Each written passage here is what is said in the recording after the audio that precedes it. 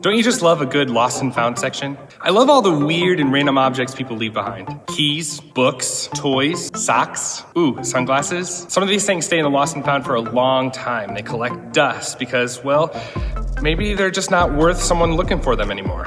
Eventually, they'll probably end up in the trash. But have you ever heard the phrase, one person's trash is another person's treasure? Whether or not something is valuable is largely a matter of opinion. You and I can see the exact same item, but value it completely differently. But what happens when we start questioning our own value? Jesus knew that we needed to be reminded sometimes of how much we are worth to God, which is why he once told a story comparing God to a woman who would not stop looking for her one lost coin.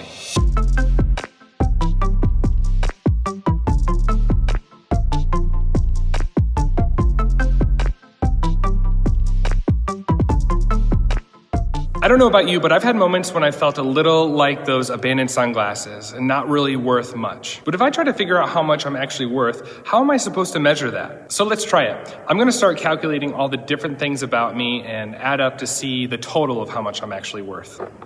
I'm going to give my clothes a 7. My shoes are probably a 4. I'm going to give my lawn mowing skills a solid 9. I'm going to have to give my laundry folding 3. Though my wife would probably give it a 0.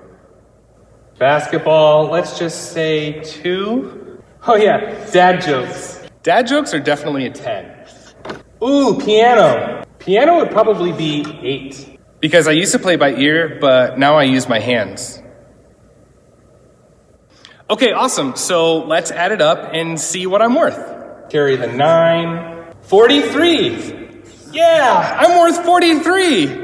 43, that's pretty good, right? No, wrong. This is ridiculous. It doesn't mean anything.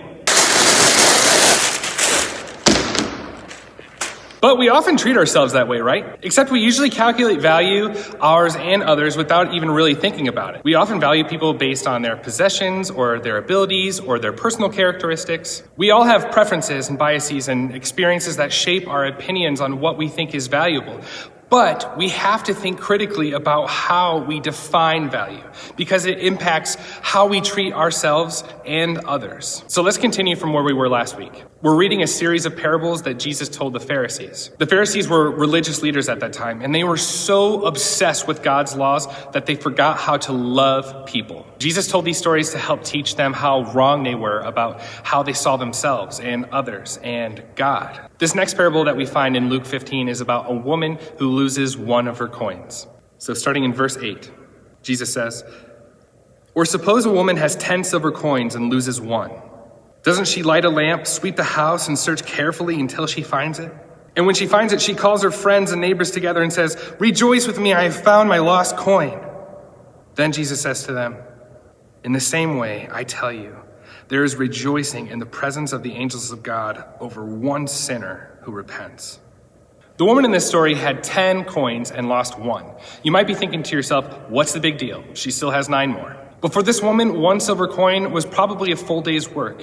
Losing just one coin would have had a huge impact on her life. And that explains why she celebrated when she found it. If you remember from last week when we talked about the lost sheep, there were celebrations in that story too. But one thing these stories have in common is at the end when Jesus says that there's a huge party in heaven anytime that someone who is lost gets found. These parables, of course, have a point. They teach us something important about who God is and what God wants us to do. From this parable, we learn that when we're lost and wandering far from God, God values us so much that he's willing to tear the whole house apart looking for us. And it's great to know that God values you, but the main takeaway of this parable wasn't to tell the Pharisees how much God valued them, although that was true. Jesus' point was that God values everyone, even the people that they overlooked and dismissed and judged because they didn't think that they were holy enough. He knew that they needed this reminder, but I think that he knew that you and I need this reminder too. Like that woman and her lost coin, Jesus values you,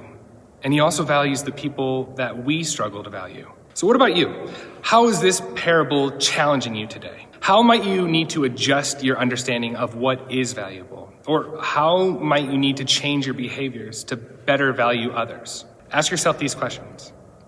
Do I need to let God find me? Do I treat others like they're worthless? Or do I ever have times where I feel worthless? If you're able to name someone that you've been devaluing lately, maybe your next step today can be to do something that shows them that they are truly valuable. If you think that you've been calculating your value based on the wrong things or the wrong ways, either because of something that you did or because of something that you think you are, maybe your next step today can be to ask God and the people around you to help you see your value through Jesus' eyes. But no matter what, today, I hope you know that you are a child of God and that He loves you. You don't have to do or be anything else to be loved by God. He'll never stop looking for you. And when you let Him find you, He'll never stop celebrating that you're not lost anymore.